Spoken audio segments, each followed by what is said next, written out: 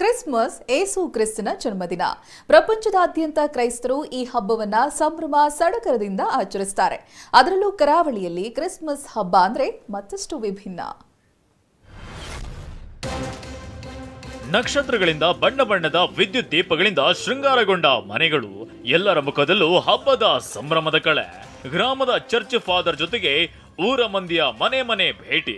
ಹೌದು, ಇದು ಕರಾವಳಿಯಲ್ಲಿ ಕ್ರಿಸ್ಮಸ್ ಮುನ್ನಾ ದಿನಗಳಲ್ಲಿ ಕಂಡುಬರೋ ದೃಶ್ಯ. ಏಸು ಕ್ರಿಸ್ತನ ಜನ್ಮದಿನದ ಕ್ರಿಸ್ಮಸ್ ಹಬ್ಬ ಡಿಸೆಂಬರ್ 25ಕ್ಕೆ ಆಚರಿಸಲಾಗುತ್ತೆ.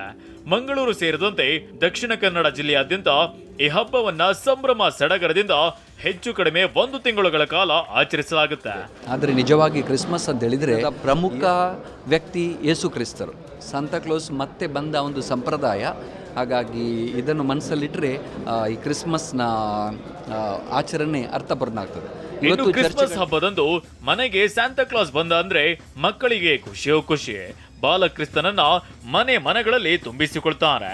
ಏಸು ಜನ್ಮದ ಸಂದೇಶ ಸಾರೋ ಗೋಧೋಳಿಯು ಪ್ರಮುಖ ಆಕರ್ಷಣೆ. ಅಶೋಕ್, TV9 ಮಂಗಳೂರು.